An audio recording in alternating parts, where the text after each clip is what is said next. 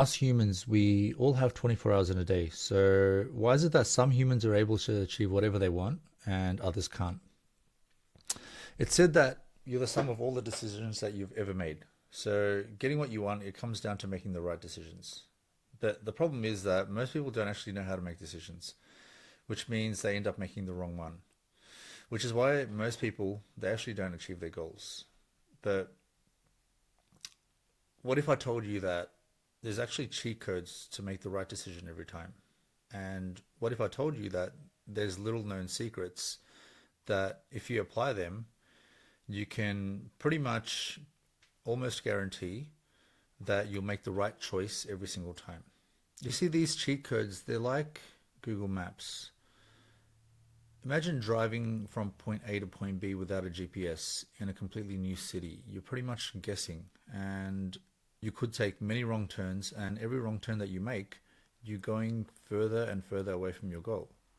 And the further you go, the longer it takes to go back to the right path. So every time you make a good decision, the correct decision, you're pretty much shortcutting your way to success. Now, if we all had 1,000 years to live, this wouldn't really matter. But unfortunately, we don't. So, us humans, our time is our most precious resource. So, if you're someone who has goals and you're someone who wants to achieve them, then learning how the top 1% hack their way to success is a good place to start. Now, in this video, I want to give you 15 cheat codes that the top 1% of people use to hack their way to success. Before we talk about the cheat codes, we need to talk about pitfalls and conditions. For the brain to be able to make the right decision, it needs to be in the state where it's actually primed to making a decision in the first place. And most people, when they make decisions, they haven't actually set the conditions that allow the brain to make to make the best decision possible.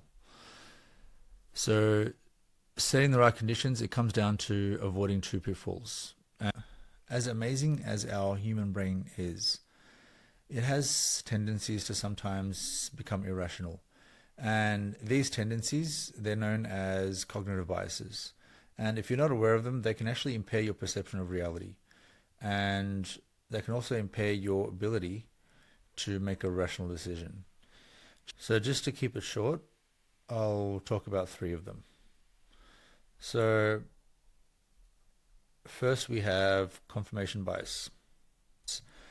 So what is confirmation bias? Confirmation bias is pretty much when we give preference to ideas and decisions that confirm our pre-existing views and beliefs. So let's say that you want to start a business, and let's say that you hold a belief that a certain business model is the best.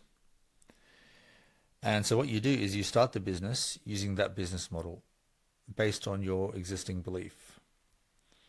And you did this without making an assessment of alternative options.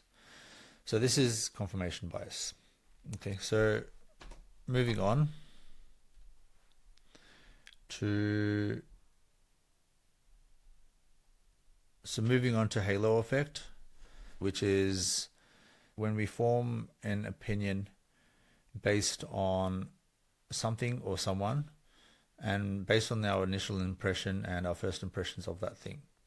So let's say that you want to hire a content creator, and you had a look at their portfolio and it looks impressive. So what you did is you made an assumption that because their portfolio looks impressive, they could also be good at social media. So without evaluating them for that specific and particular task, you hire them for that as well. And then later you find out that they lack the necessary skills that are required for social media. So this is called the halo effect, which is forming an opinion of someone or something based on our initial impression. Moving on to hindsight bias. So hindsight bias, what this is when we see events and occurrences more predictable than they actually are. And rightfully so. It's also known as "I knew it all along" tendency. And what it can do is it can actually cause you to overestimate your ability to predict events, which can cause you to make uninformed and bad decisions. So let's say that you run an ecom brand, okay, and you send a promotional email to your list, and the email, it does really well. So what ends up happening is it gets a lot of sales. So you attribute the sales and the success of that email to the subject line. And you do this instead of isolating the different variables that could have caused that email to be successful. So what you do is in the next email you use a similar subject line. And what happens is that email flops. So that's the first step to put your brain in the right state, which is to learn about cognitive biases so that they don't negatively influence your judgment and your ability to make a good decision. And the second one, it's called load reduction, and this one's from Sam Ovens. And what it means is it essentially means to make less decisions in the first place, because making decisions, it consumes energy, and the more decisions that you have to make, the more energy that you'll consume and eventually deplete. And when your energy is depleted, your ability to think clearly and make a sound decision goes out the window, which is also known as decision fatigue. So most people waste all of their energy on small decisions like what to wear, what to eat, and by the time they have to make decisions that actually matter, where the stakes are actually high, their brain is too tired and fogged up. So to reduce the load and make less decisions, do these three things. So the first one is do less stuff in the first place. Just do less. So what do we mean by doing less? Doing less meaning the less you do, the less activities that you need to do or that you're involved with, the less decisions that you'll have to make. And the second one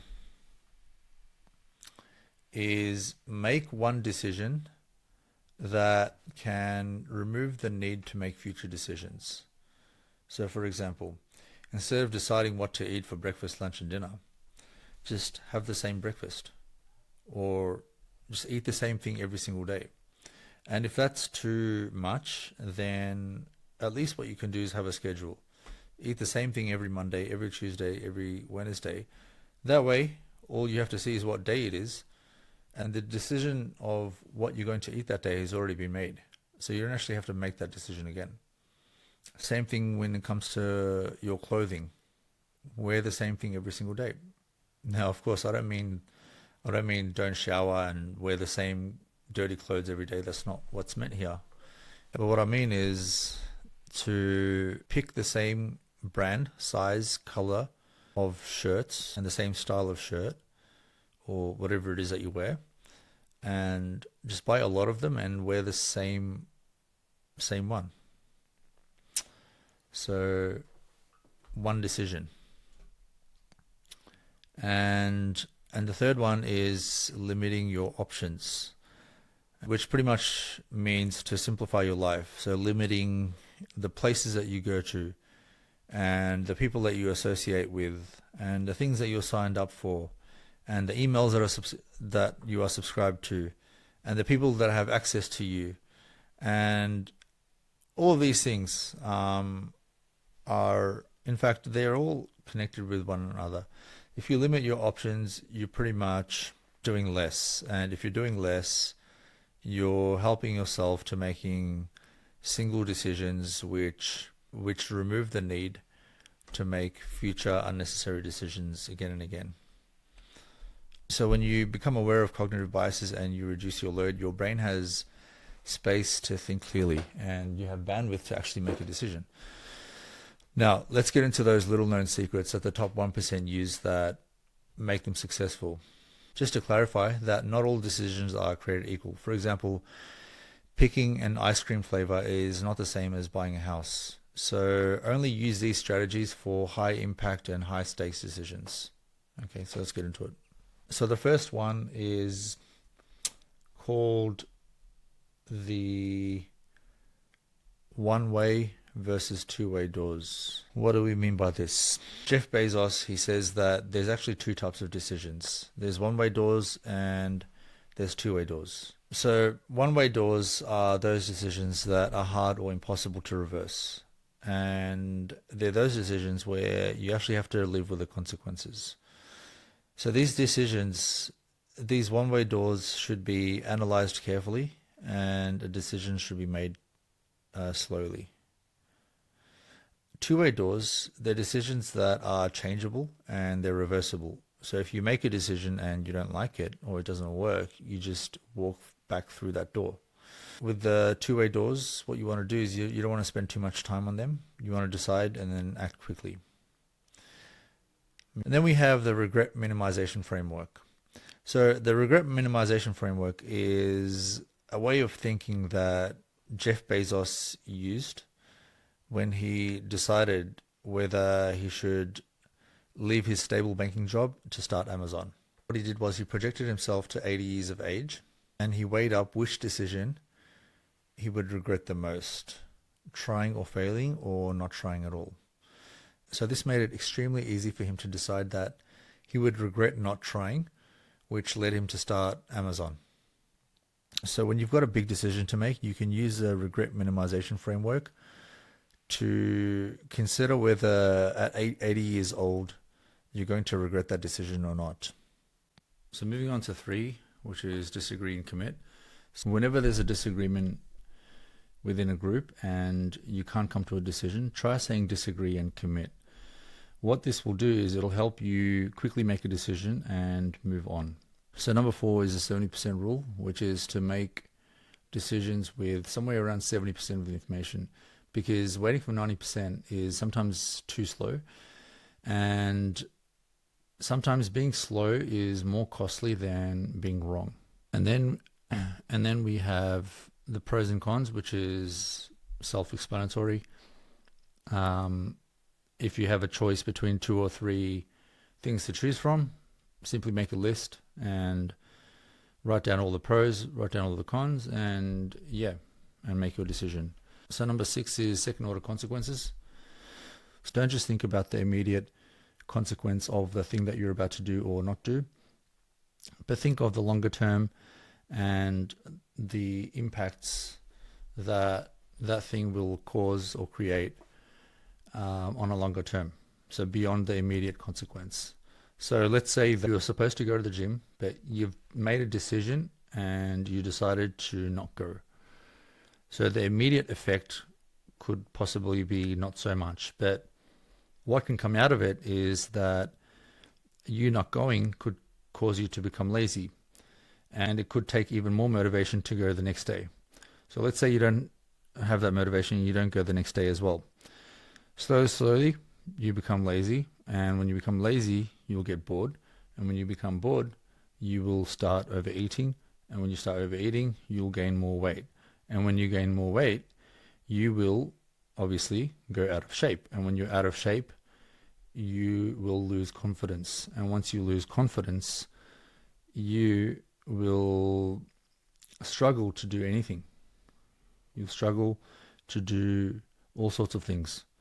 So you see how one thing, if you think about the far-reaching consequences, the second-order consequences, third-order consequences, and the different impacts something can have on a longer term, it can cause you to think and rethink your decision of doing or not doing whatever it is that you need to do. So moving forward to number 7, which is decision half-life. So decision half-life is pretty much the longevity of your decisions. So for example, deciding which clothes to wear is a decision which lasts up to 24 hours. But deciding to wear the same thing every day is a decision which you've made that lasts for life. Same thing comes to food. If you decide to eat something different every single meal, then that decision lasts for 6 to 8 hours. But if you've made the decision to stick to a meal routine or a meal plan throughout the week, then once again, that's a long-term decision. And you won't need to change that until months later. So number 8 is input and output asymmetry. So the best decisions are where the input is small versus the output being asymmetrical. Small actions, they can create outsized returns. So moving on to number 9, which is sequence dependency. So it's doing the right thing at the right time in the right way. So for example, when you play chess, the grandmaster thinks or has to think 5 to 10 moves ahead, and every move that he does, it actually depends on the one before it in order to win the game. So think through whether the thing that you're deciding to do is in the right sequence and whether it depends on something else. So as an example, a lot of the times when people see something working for someone, what they tend to do is they just tend to just copy that and think that it's going to work for them as well, without realizing that that thing that works for someone or someone else will not necessarily work for you, because what happens is that you need to evaluate the stage of business that you're in. They could be on a different stage of business. They could be on a different level of journey. So just because it worked for them, it doesn't mean that it'll necessarily work for you. And then number 10 is think critically. Now, thinking critically just means thinking for yourself and looking at all the facts and making a decision after you've actually analyzed what's going on. So there's actually a few tools that can help you think more critically. So let's get into them. So there's actually a few tools that can help you think more critically. So we'll start off with first principles thinking. So first principles thinking, it involves breaking down situations into their most basic components. So let's say that you run a coaching business and you want to reduce costs. So applying first principles thinking would mean listing down each and every cost that's involved and then separating the necessary and unnecessary costs and looking at both. So it could be that you've hired an assistant for tasks that can be automated. Okay, so that is first principles thinking. So deductive reasoning is to solve a problem by applying a truth which is known, a known truth, to a specific situation to draw a logical conclusion, which consists of two premises and a conclusion. So for example, the problem is that you want to sign more clients. And it could go something like this. Clients are more likely to sign up if a service offers guarantees. I am in need of signing prospects, therefore I will offer a guarantee. So you draw logical conclusions from truths or assumptions which are known, and usually ones which are proven. And another example could be, let's say you're a fitness coach, and what you're trying to do, you're trying to decide if you need a website.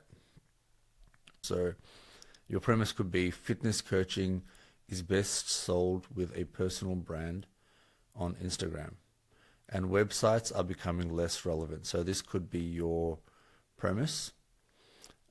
And then the two conclusions. So conclusion number 1, I am a fitness coach. Conclusion 2 is therefore I do not need a website. And you can come to a conclusion that way.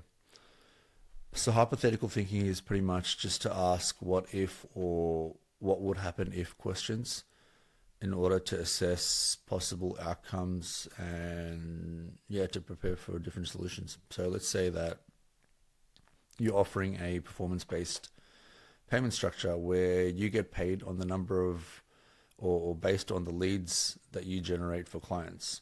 So before committing, you can ask yourself a hypothetical scenario just to prepare yourself for that situation. So you could ask, what if I take on a client who has a bad sales process and they don't close the leads that I generate? So what would happen in that situation? So could prepare a clause in your contract that ties payments to lead volumes and not the sales which clients need to do. So in order to ensure that your efforts are fairly compensated, regardless of the client's internal issues.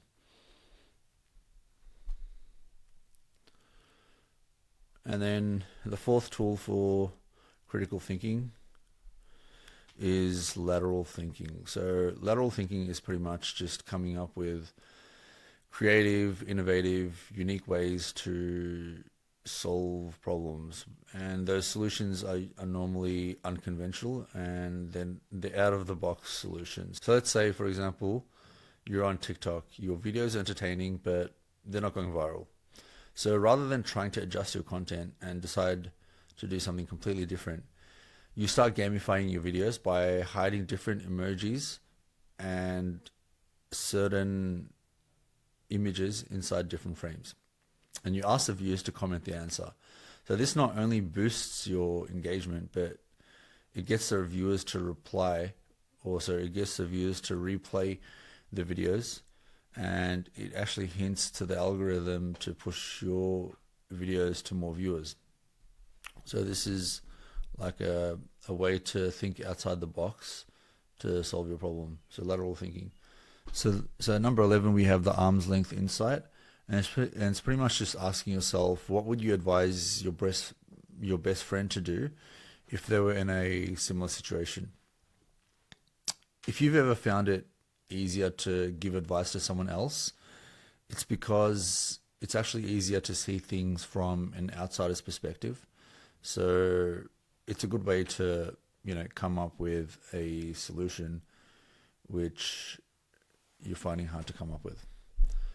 And number 12 is seeking advice. So if the decision you're making, it's beyond your pay grade and it's actually outside your circle of competence, sometimes the best thing to do is just to seek advice. The decision should be within the advisor's circle of competence as well. So don't go asking a mechanic how to make food, or don't go, the thing that you're asking about, make sure that that person is actually qualified to tell you the right thing. And the other thing to make sure when seeking advice is that the advisor, the person giving the advice, they shouldn't be biased in any way, shape or form. And the last thing I would say is to provide as much context as possible, because a lot of the times when they seek advice and the person giving advice doesn't have enough context, so they're not actually able to give the right advice because they're actually lacking context and the complete picture. So applying core principles. So you should have principles that you run your business by. So whatever those values and principles are, the way you run your business, there's certain things which should be non-negotiable. You can also have life principles. So what this is pretty much just when making a decision, filtering the decision through your core principles and through your core values. So let's say, for example, you've got a principle in your business that says speed over perfection. Whenever you run into a situation where you need to decide whether to launch the thing or to further perfect it, so then that becomes an easy decision. So coming up at 14 is inversion thinking. So Charlie Munger, he's got this famous quote where he says, "Just tell me where I'm going to die, so I don't go there."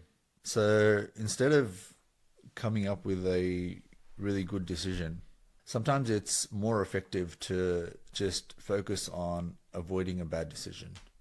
So it's looking at a problem from the opposite direction. So let's say that you're launching a new course once again, and instead of only thinking about how to get many sales, you could also think about what would it take to get 0 sales. For example, not making the course at all. So if you don't make the course in the first place, you wouldn't get any sales. So the first step is just to do the opposite, which is to make a course. Another way to get 0 sales would be to not provide any value at all, or not let anyone know about it, or make it overpriced. And just don't do those things. The thing with this inversion method is that it doesn't always solve your problem. and it doesn't always guarantee success. But what it does do is it helps reduce the chances of failure by avoiding bad decisions. Coming up on number 15 is the decision-making matrix. So this is very similar to pros and cons, but here you're looking at different variables and different things that matter to you when it comes to choosing one thing out of many. So as an example, let's say you're going on a holiday and you want to choose an Airbnb. So you make a table, put all the houses in the left column, and on the top and the other columns you pretty much put different headings. So the amount of bedrooms a house has, whether it's got a pool or not, or whether it's got how many bathrooms, or how far it is from a certain location. So what you do is for each house just fill out those details, and those headings need to be things which actually matter to you, because that's what you're comparing by, and you're sort of trying to narrow the decision and make the decision easier by looking at it through the lens of that table. And that could apply to anything. It could apply to softwares. So let's say that you want to sign up to a project management software. So narrow down your options and write down the top 3 to top 5 options. Let's say Asana, ClickUp, Trello, whatever it is. And then the features that matter to you the most, write them down, including the price, and then it makes it easier to decide. So just to summarize, to go from someone who doesn't know how to make a good decision to pretty much almost guaranteeing your way to success, it takes avoiding the 2 pitfalls that we spoke about. So pitfall 1, being aware of your cognitive biases and not letting them get in the way of the way you think and the way you perceive things and judge and make decisions. And thing number 2 was to reduce load and to do less things. And you can use, on top of that, you can use one of these 15 strategies. So number 1, one-way doors. Number 1, one-way versus two-way doors. Number 2, regret minimization framework. Number 3, disagree and commit. Number 4, 70% rule. Number 5, pros and cons. Number 6, second order consequences. 7, decision half-life. 8, input and output asymmetry. 9, sequence and dependencies. 10, think critically. Number 11, the arm's length insight. 12, seeking advice. 13, applying core principles.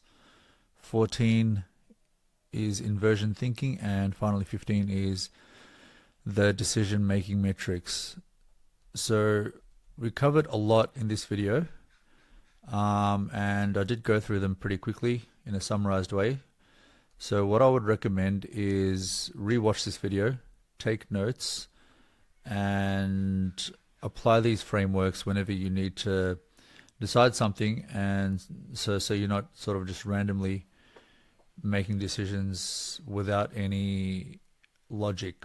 So if you like this video and you think that it helped you in some way, shape or form, give it a like, subscribe, and keep going, because you're closer than you think.